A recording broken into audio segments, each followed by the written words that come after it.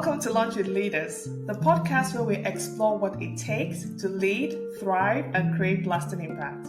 I'm Adaeze Iloeje-Udeogalanya, a TEDx speaker, leadership strategist, and the founder of African Women in STEM. Each episode features insightful conversations with innovators, trailblazers, and leaders from around the world who are transforming cultures, redefining leadership, and shaping the future of work. Together, we'll share the stories, strategies, and mindsets that will empower women in STEM to amplify their visibility, influence, and impact. So if you're ready to lead boldly, amplify your voice, and help influence what leadership looks like for women in STEM, hit follow, share this podcast, and join us every week for impactful conversations, powerful stories, and practical strategies. Our guest today is Achsah Jojo. She is an incredible woman, a computer science major at the California State University, Monterey Bay, and her concentration is software engineering. She's currently serving as the ChatGPT ambassador at OpenAI and the president of the Women in Computer Science Club. We'll talk about that a little bit later, where she leads initiatives to empower women in tech and promote AI literacy across campus. As an innovation scholar with Apple, she researches the influence of AI tools like GitHub, Copilot on developers' debugging strategies, and she presented her findings at a symposium. She'll tell us more about that. She's also a Bloomberg Tech Insight scholar, and she trained alongside Bloomberg engineers. That's amazing. Her technical experience spans front-end development, open source contribution, full stack, and beyond, school and all of this techie stuff. She's very passionate about mentoring, community building, and ethical AI innovation. She loves to bridge the gap between technology and inclusivity and create spaces where women in STEM can thrive and lead. Welcome, Achsah, to the show. Hi, it's so great to be introduced. I know. Thank you for joining us today. I was thinking, what was I doing when I was a senior in college? Yeah. Oh It's been a journey. You're incredible, doing amazing things. I love following you on LinkedIn and seeing all the great stuff. Hopefully today we can touch on some of the things that you are working on, you've been working on, or you aspire to do. So again, I'm reading your bio. I'm thinking this is really incredible. I mean, when I met you, I thought you were an incredible person. I don't remember who introduced us, one of my friends. Suzanne. Yes.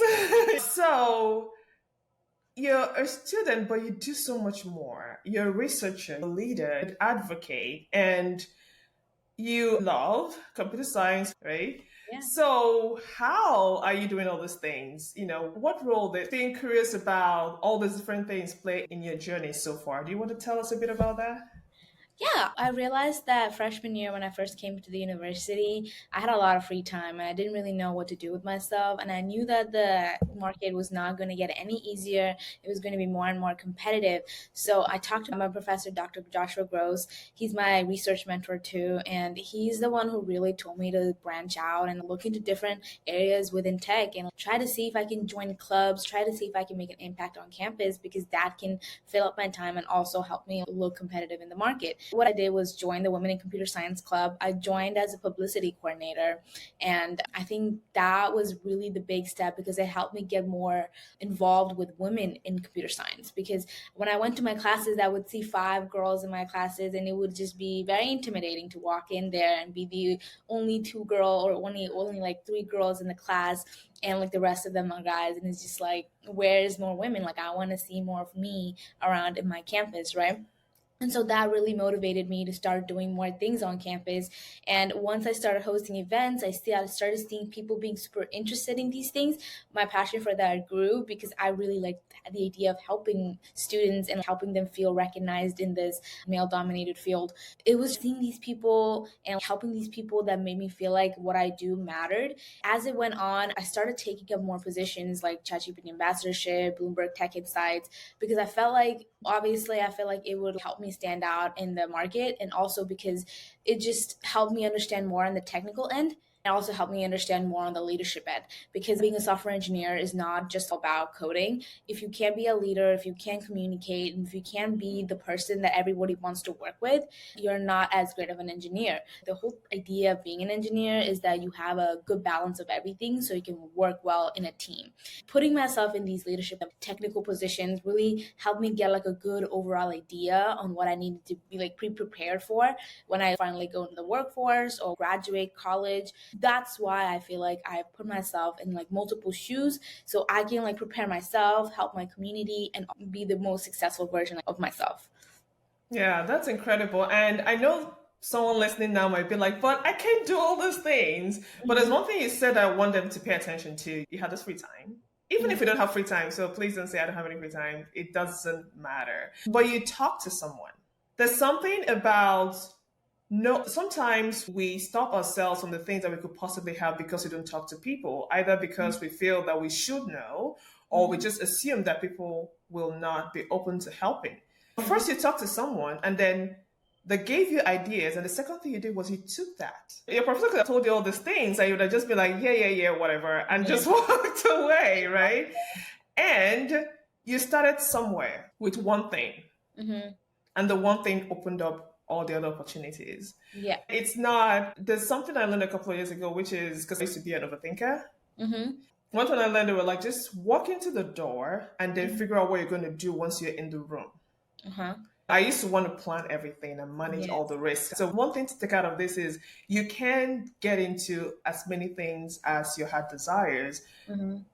You just have to start somewhere, start with Mhm. asking, and then Mhm. take that advice and do the one thing. And then you find that everything is going to naturally flow.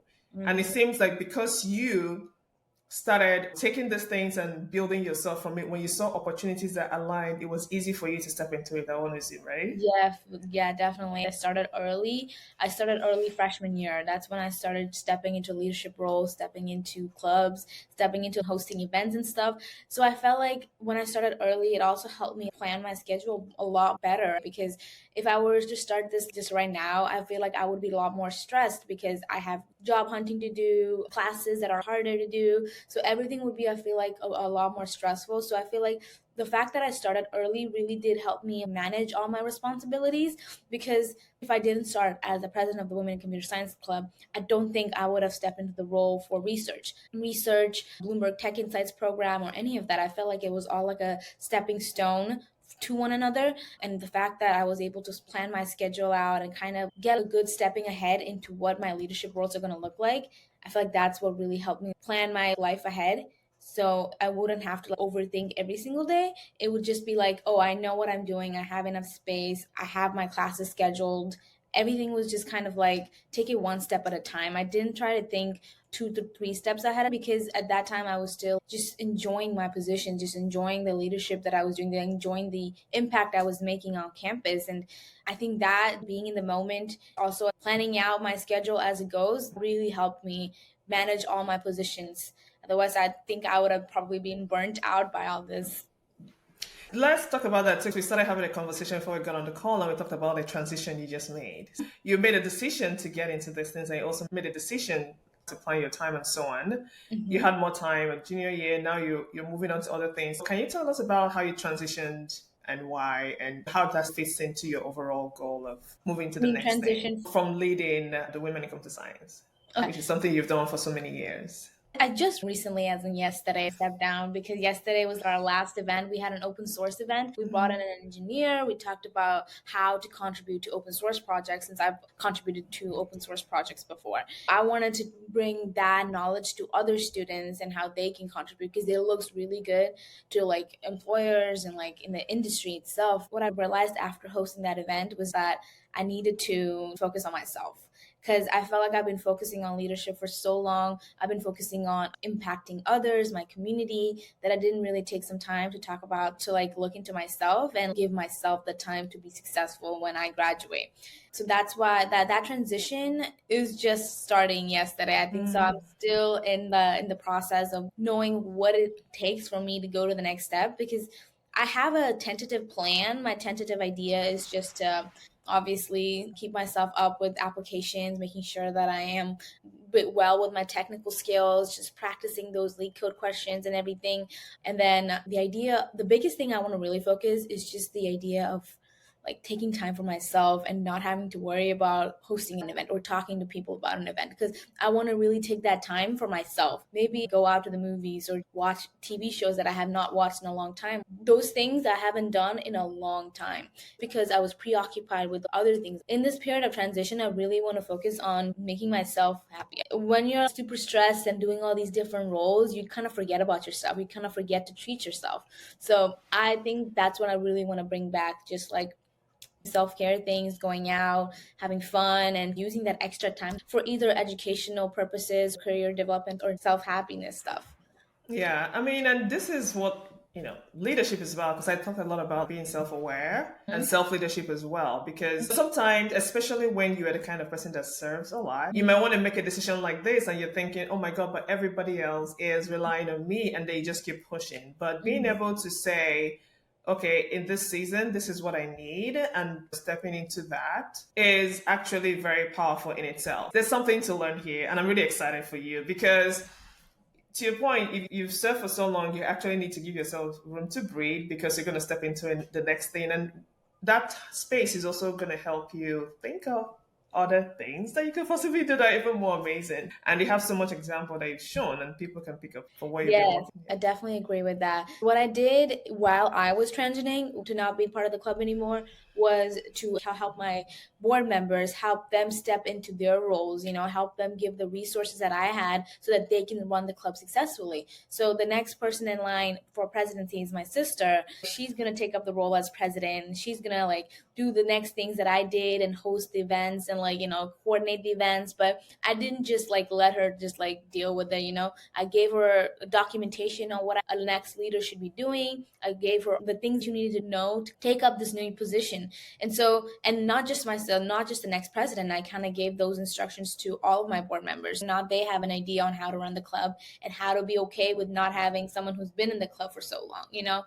Usually they would reach out to me if they had any questions, if they had any issues that happened last minute. But now that I'm not going to be in the club anymore, they won't have access to me as much. But I didn't want them to feel like my transition isn't affecting them. So what I did for myself is also helping them. It's not just about me transitioning for me. It's also about how my transition affects them. I just also want the club to thrive. So that's why I'm just making sure that as I'm moving out of the club, everybody else knows it. And I feel like that also helps my transition be a lot smoother, because if I know that I'm going my own way and then the club is falling apart, I would feel guilty inside.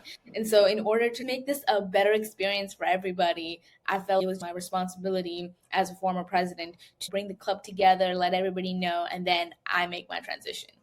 Yeah, this is so good. There's so many lessons to learn here, but and I'm really excited that we are talking about this. There's a lot to learn from this. Right now, you also mentioned transition planning, which is a big deal. That meant you were very thoughtful about it. That meant you kept records. That meant you had a system, so it was easy to hand it over. And also building up the people that you work with. Because you could have all of that, but if you weren't building them up over time, they'll still feel like they're being left out to dry. So there's just a lot of things that I'm seeing here that are absolutely incredible, and I'm excited for you. Just listening to you talk about a lot of things, you have made a lot of impact on people. You've built up a lot of people, you've built up your community, the organization. So you've done a lot of things that are impactful and empowering. And then also being the leader, sometimes, like you talked about, when something is going wrong, they reach out to you. I guess there's some aspect of that that can be a little bit overwhelming, which you mentioned, and maybe slightly isolating. So, how did you have the confidence all these years to just kind of know what to do, or just keep going, regardless of how many fires you have to put out or how it feels? Maybe sometimes when it feels overwhelming. I feel like I think that leader deals with that almost every day. There's fights that happen within the board, discrepancies that happen. They'll be reaching out to you sometimes in the middle and in the morning, like 3 a.m., and you're asleep and they expect a response from you. So it's just like creating boundaries and knowing when to say no and knowing how to put a boundary between friendship and leadership and authoritative positions. All of my board members are my friends, and I see them outside of my position. I want to interact with them just as my friend and not as, oh, I'm a president or you are the secretary. There's a very thin line when it comes to that. Enforcing that was a very difficult task because I don't want to come across as someone who is, oh, I have more power over you, or like I'm in this higher position over you, so you have to listen to me, and then go back the next day and act like their friend.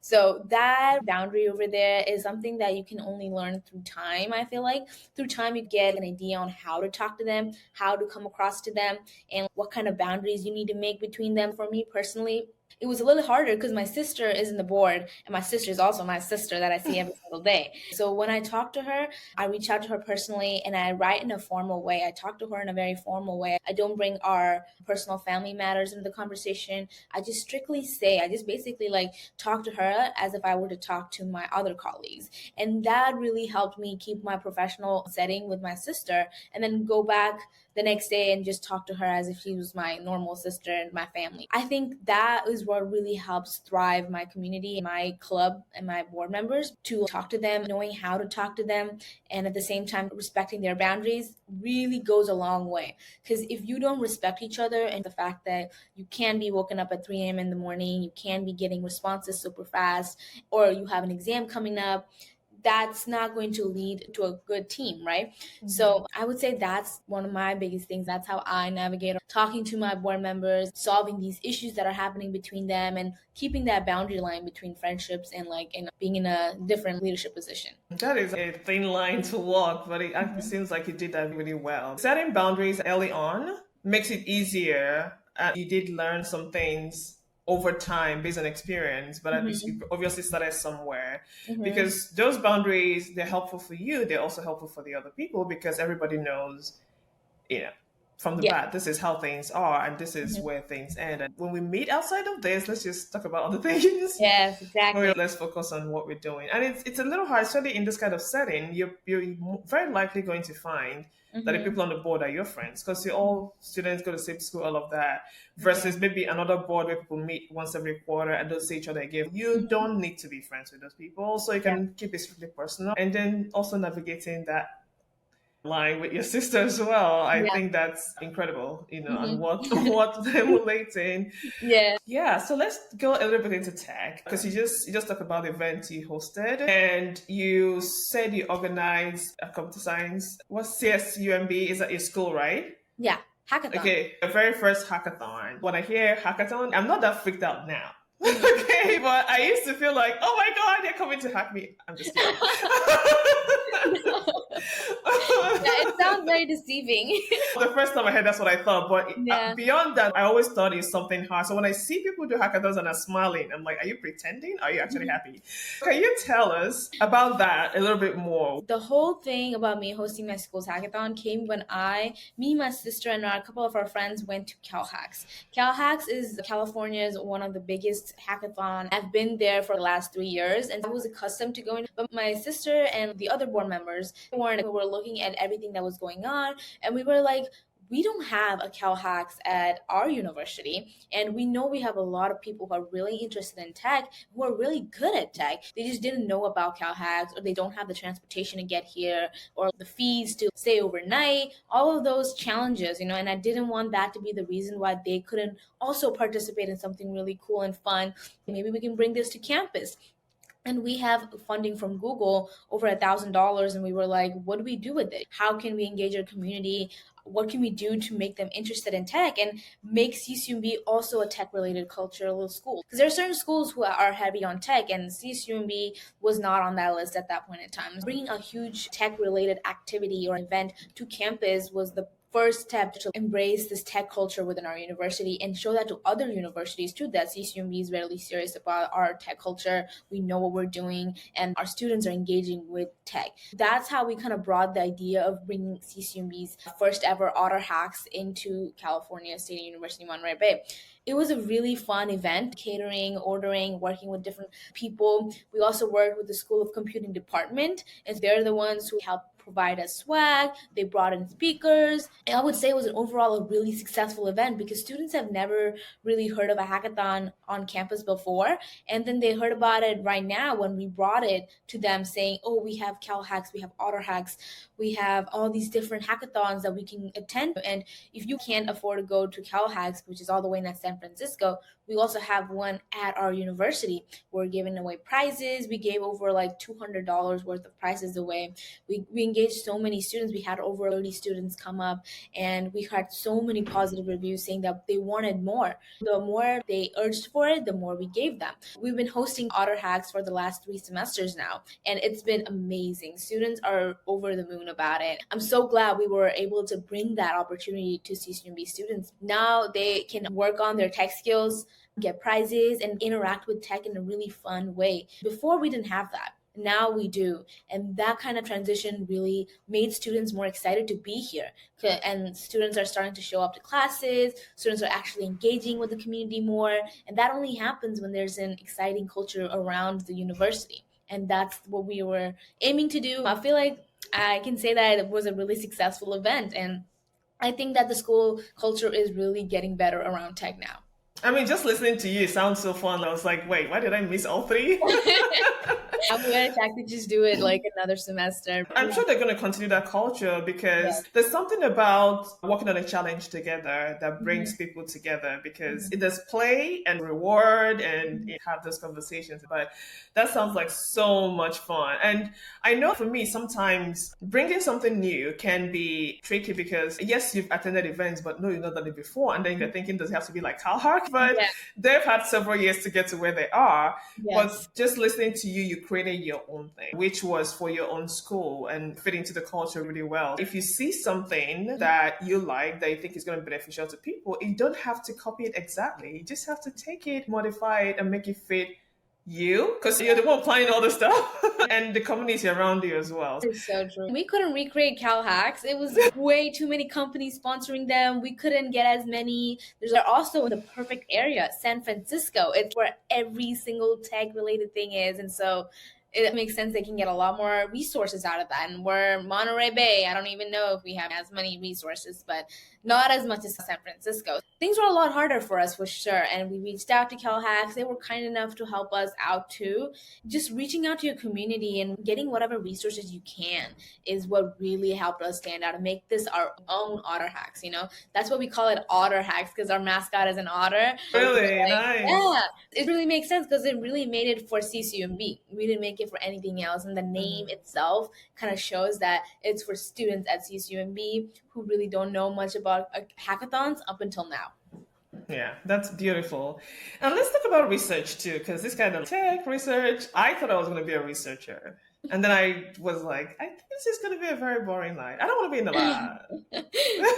It's not easy. I know. So can you, because again, you have school, you have your leadership responsibilities, and now you're doing this. Can you tell us a bit more about the research you did? Yeah. So the idea is when I first started doing research with my professor, because I was offered a position as a teaching assistant, and at that moment in time, I couldn't do that position. And so he offered that I do some research on what he was working on. He was working on an energy consumption application. I was a front-end engineer making features, I would say. Like I was making like buttons, making sure that the page went properly, making sure that there was an easy flow with the website. I was given different tasks and I was doing those things.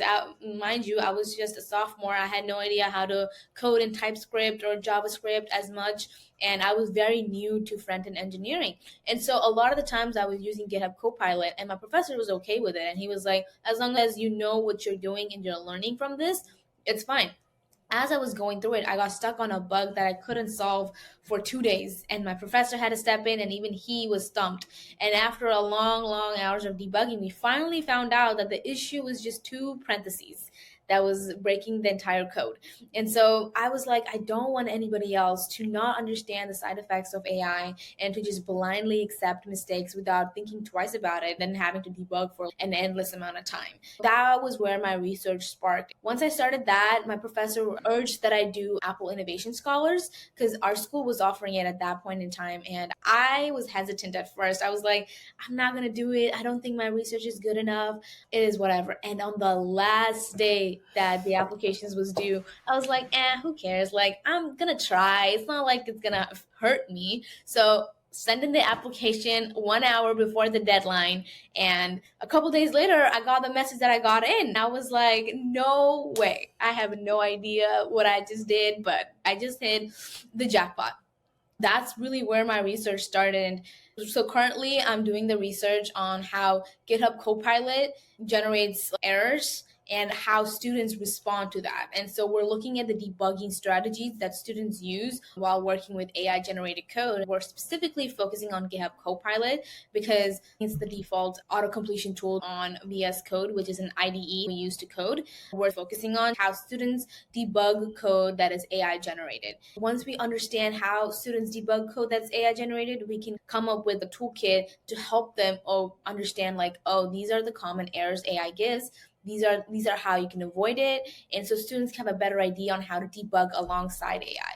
And that's a key thing because in the future, we're going to be using GitHub Copilot in our workflows, in our day-to-day lives. And if we're going to get stuck on a debugging issue for 2 days, that's not going to make AI efficient for us anymore. So the whole process with this is helping humans understand how to debug with AI tools so that we can actually use the best that they give us. So we can efficiently use AI and not just get stuck on it for days because we're mindlessly accepting suggestions that aren't accurate.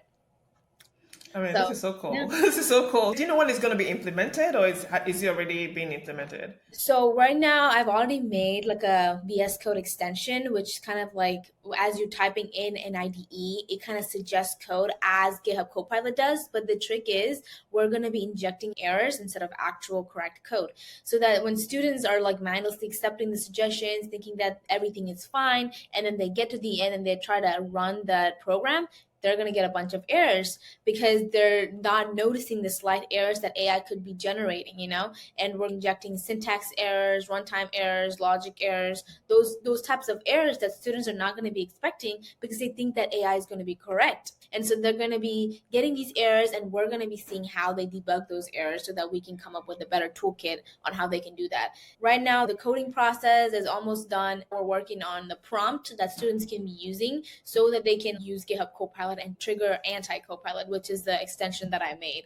So that's the process right now, making sure the program runs well. And the next steps are that we bring it to classrooms. We want to use it with students, actually have students test it out. We're aiming for intro to programming students who just started to code so we can see how students in their fresh mindset, someone who is actually well equipped with tools like a junior or a senior will probably not be the best audience for this tool because they already know what to expect. So someone who doesn't know what to expect is really our audience, and trying to see how they navigate around this because they're going to be using AI for the upcoming years in their college life. So I think this would be the perfect experiment for them. So that's the kind of thing that we're doing so far in my research. I love that. I was just having a conversation today, something I saw in the news. I don't remember which publication, but someone put out the 10 top books for 2025 or 2026. And I think more than half of those books did not exist. Wow.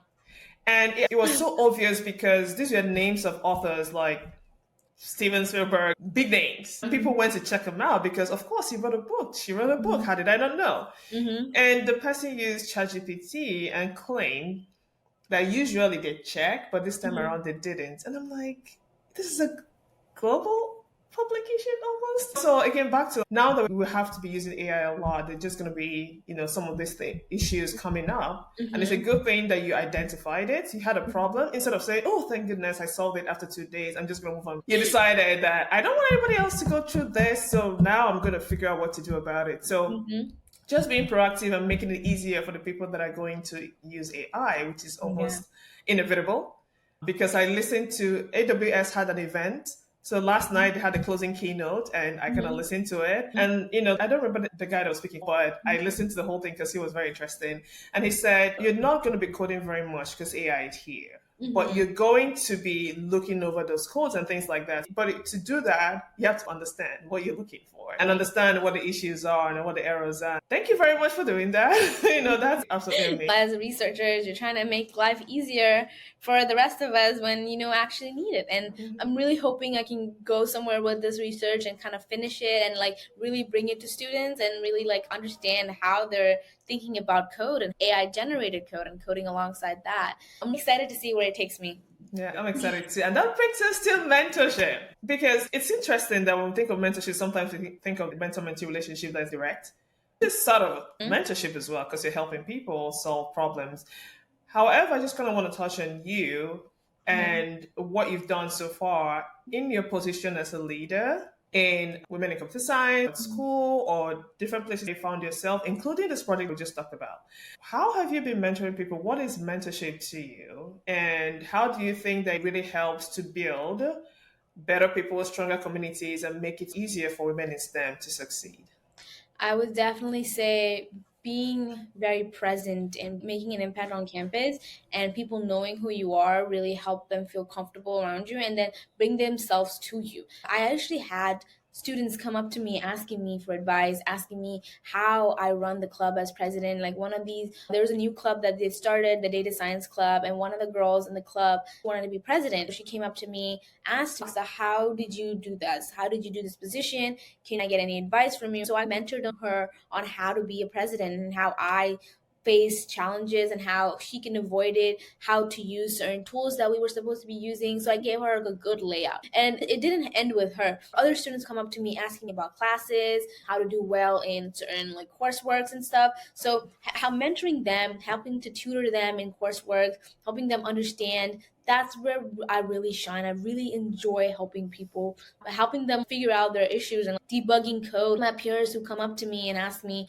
Achsah, I'm stuck on this code, and they think that I feel like I've gotten my name as like a really great debugger because I've been debugging a lot of my life and my whole research is on debugging. And so I think I've given the persona that I am a really great debugger. And so I have my peers come up to me and ask me to solve their issues that they've been stuck on for days. And I try to help them. I feel like those are the things I consider mentorship because I'm mentoring these students and I'm seeing them grow over time. And once they come to me, they figure out their problem and then I see them do great things. I keep talking to them, I keep helping them out, and they keep growing to be a better programmer or to be a better leader or whatever that encompasses them. So with the girl I was talking to, she started her presidency. She was doing great.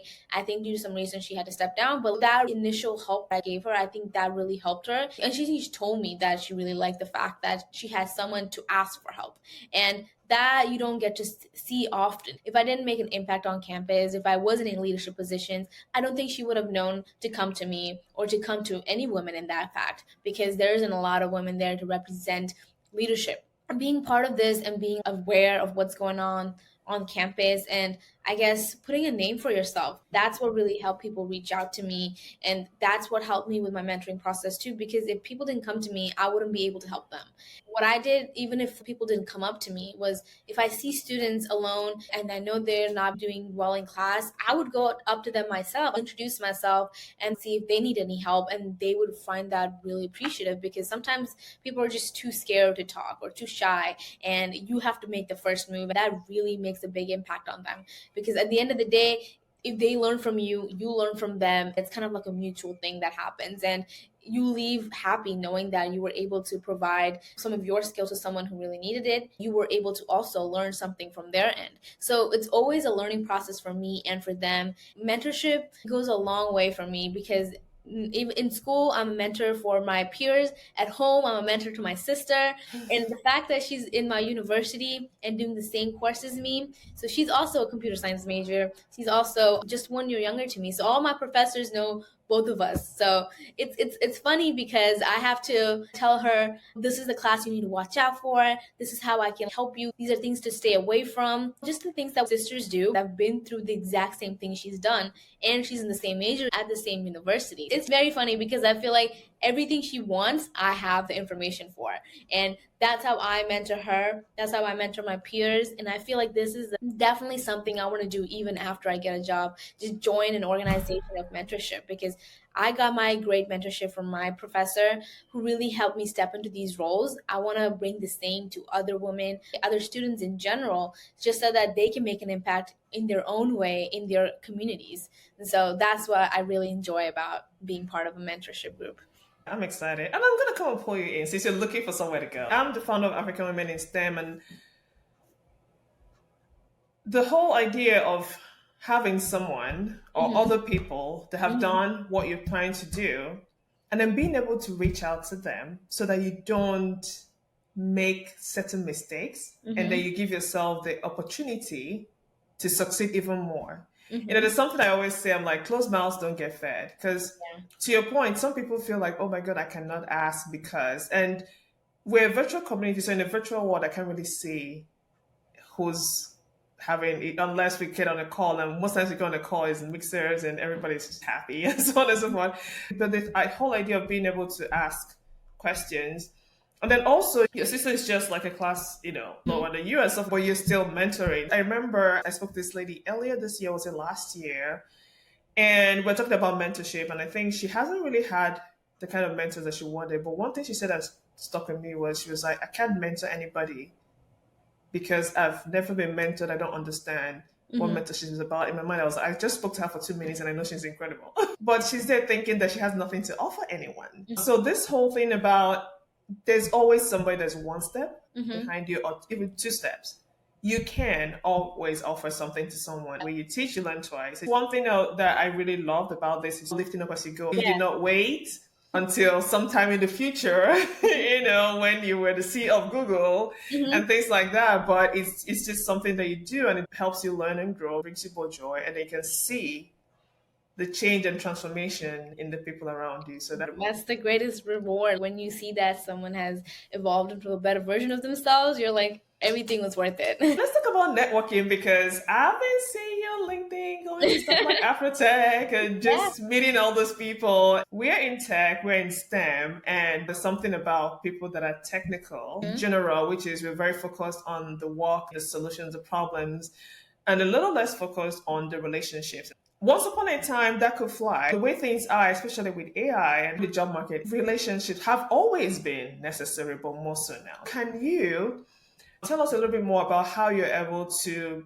build those networks and, more importantly, leverage those networks to put yourself out there, to be visible, to own your space and get the things that you want? I would definitely say, computer science majors, we have a stereotype that says that, oh, we're just coding, we don't have a life outside of it. And to break away from that is definitely by taking more time for yourself. Coding is fun, but there's other things in the world that is also fun. And so making sure that you go out and have a personality outside of tech is really important. What I do to ensure that is I do TikTok, and TikTok is fun for me. I gained over 13,000 followers over the pandemic because I love doing what I do. I love making videos. I love engaging with different audiences from around the world, and that is completely non-tech related. I know there's people who make tech content on social media, but I wanted to stay away from tech. I already do techie stuff on campus and schoolwork and everything, but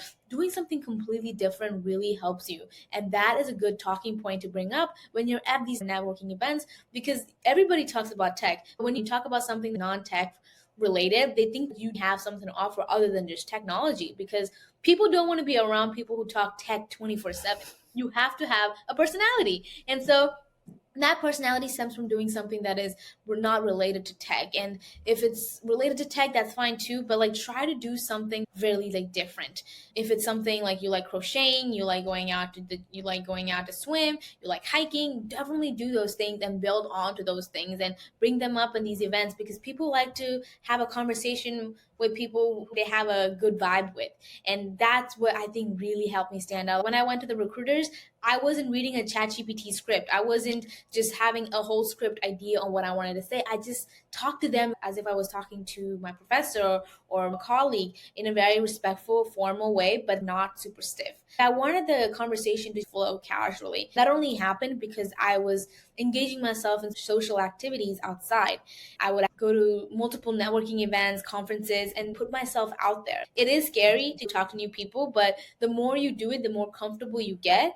And that really helped me understand how to talk to different people and how I can leverage that to get opportunities. So talking to recruiters, talking to my peers in a way that, that is based on vibes and not just based on like my technical skills really helped them feel more personable to me. And that's why they would reach out to me like, Achsah, I know that you were really interested in X and X. I think this position would be good for you.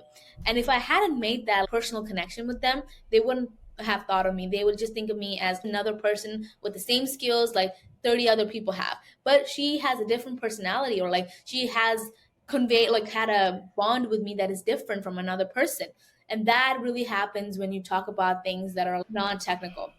Sometimes you have to get to non-technical because people are surrounded with tech and you have to be different to get their attention. So that's how I navigate around being social and networking. And the Afrotech conference was like the perfect example, because I've had a lot of recruiters tell me like, it was really easy talking to you. It was a really smooth conversation. Like I really enjoyed our conversation together. And that goes a long way because they connected with me on LinkedIn. They followed me back on LinkedIn. We would like have a conversation. And that doesn't really happen if you just went up to them, had a stiff conversation, and they just tell you to scan the QR code. So going above and beyond, making those personal connections, having a good vibe with each other really emphasizes how good of a social person you are. And that directly relates to your networking opportunities and job hunting opportunities. I got interviews based on the fact that I was able to convey to the recruiters how good my technical skills were, but at the same time, how good my leadership skills were. Bringing those together in a way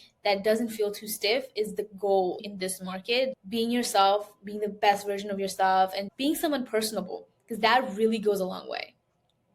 Yeah, definitely. You talked about you had other interests that were not tech.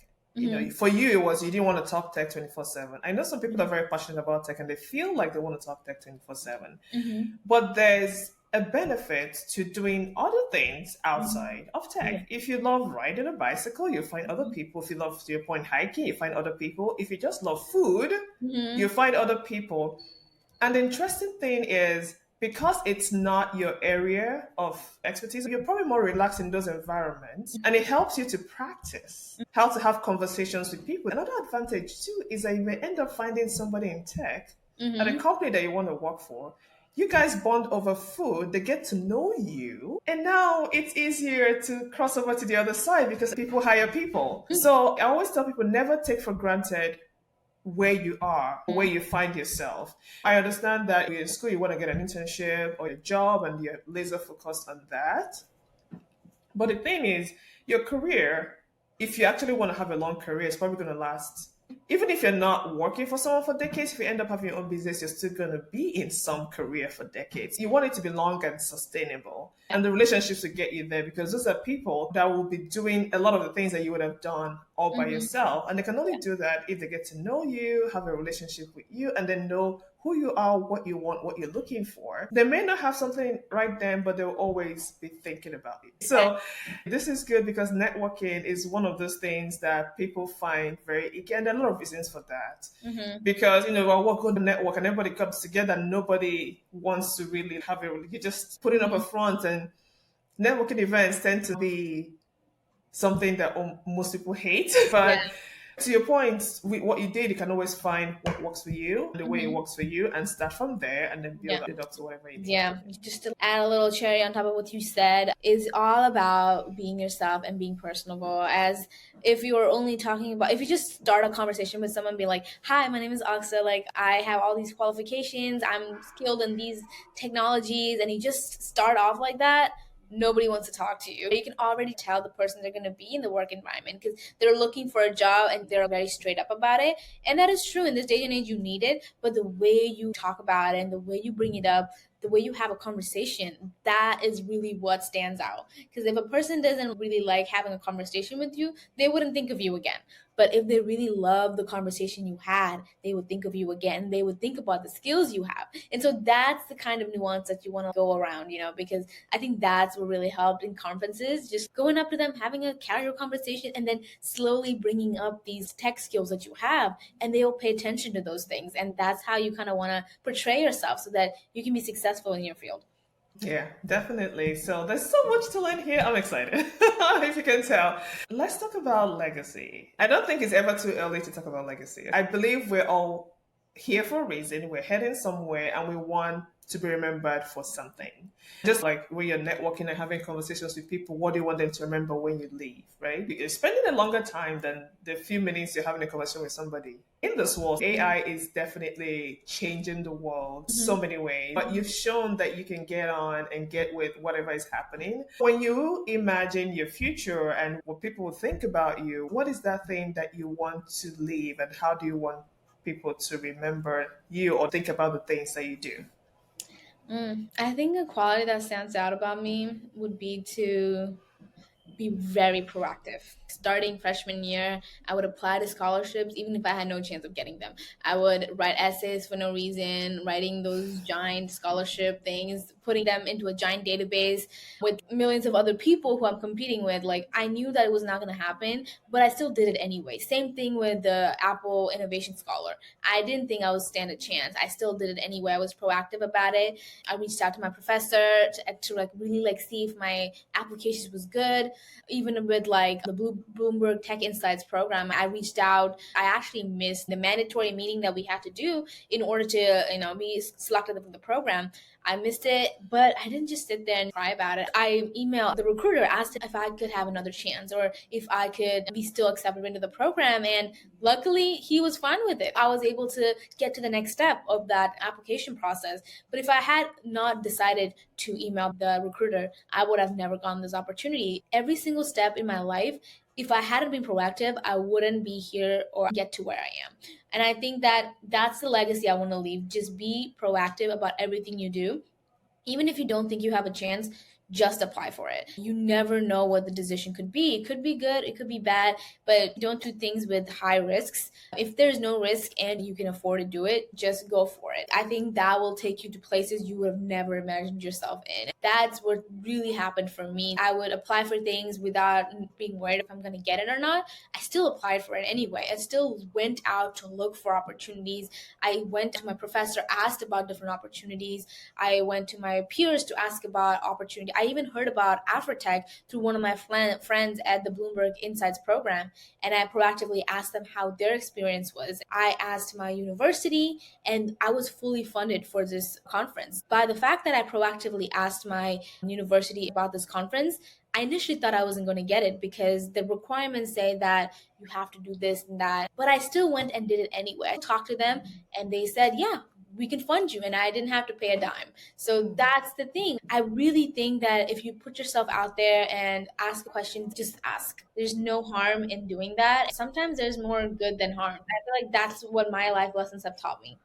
Yeah, and that is awesome and incredible. One of these top tech people that give good advice basically said that most people miss out on things because they never ask. I understand that because growing up and going to school, somehow we just started to not want to hear the word no because no meant failure on your part somehow. Meanwhile, no could be that person's decision, but we always took it upon ourselves. So it's either it's perfect or I don't ask, and that prevents you from getting a lot of opportunities. Now that I'm building a business, like I did a crowdfunding campaign this time last year, and one of the biggest things that I learned, which I think has changed my life immensely, is right now I'm like, please tell me no. Please tell me no. It's like, what's the worst that can happen? No. Okay, fine. But I would rather you tell me no than maybe like I love no's right now because it just gives me so much freedom to move on. And, I'll just figure out, okay, so what do we do here? No is not the end of the world, but it may not be a no. You never know. I think sometimes humans just try to internalize it and make their own ration for it. And you're like, no, I don't meet these qualifications, or like, I don't think I can do it. You just think less of yourself and you don't apply to it. And then there goes that opportunity. But like, hype yourself up and think you can do it. And I think that's going to lead you to many different avenues, many different pathways. Mm-hmm. I don't know who it was that said, maybe it was Kobe that said you miss 100% of the shots you don't take. Yes. If you take a shot and then also let the other person make the decision for you. Yeah. That's always a good thing. So you're like, oh, that's your problem. And then you move on with that. This is actually incredible. If someone is listening to you right now, either getting into college, in college, leaving college, or just because I've learned so much from you right now, so it doesn't even really matter. They're trying to build their own path in STEM and in tech, and they're not sure. I know we've talked about some of those things, but what will you tell her? This is the place to start, and this is the thing to start doing to build that dream life or dream career or dream experience that you want. I would definitely say when you're just starting college, get into leadership, find a way you can make an impact on campus. The earlier you do that, the easier life is going to get throughout your college life, making sure you don't miss out on the fun. Because there could be a lot of good things happening, but just don't be a bookworm. Don't just focus on coding. Don't make yourself only focused on academics. Making sure you're well rounded is very important. If you just know about the books and you don't know about the connections, you don't know about how to have a communication sense, you don't have a personality.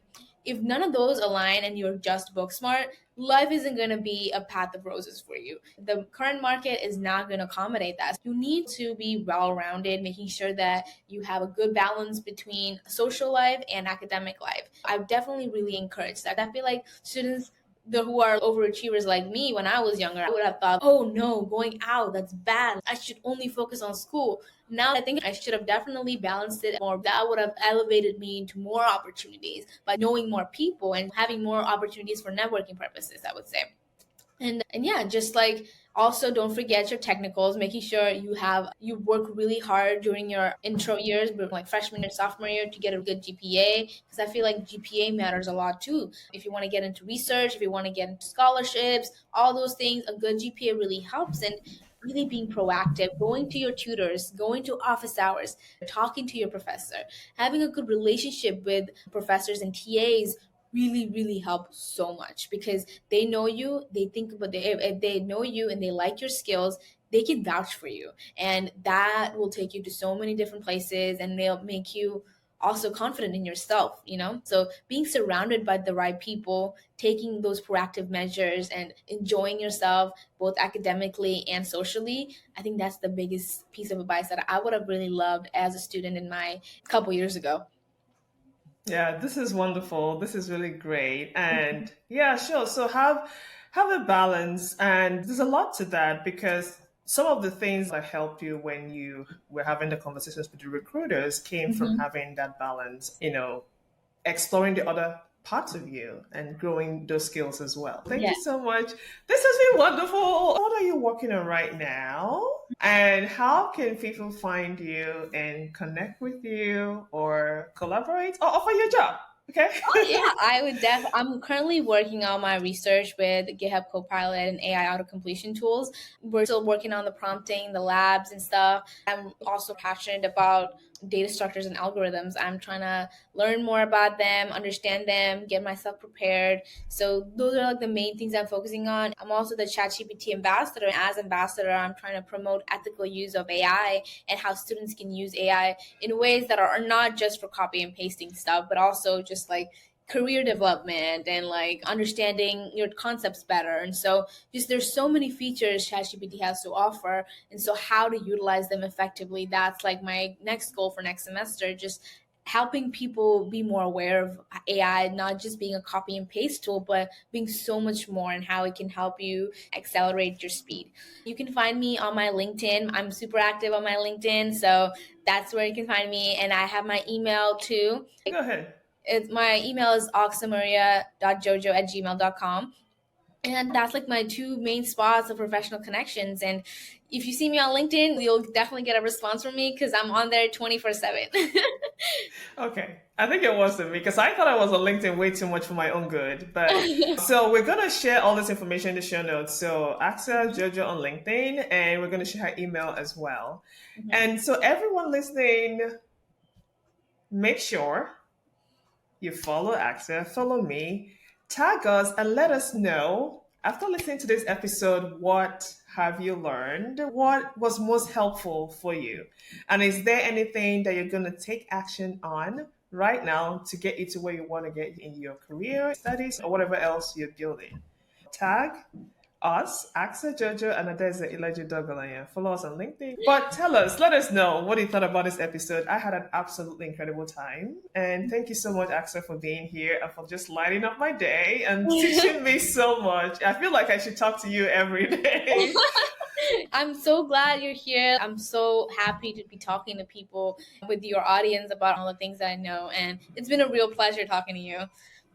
This has been amazing. Thank you so much again for joining me. And everyone listening, we're going to bring you more of this. So make sure to like, follow, and join me for the next episode. Thank you so much. Bye.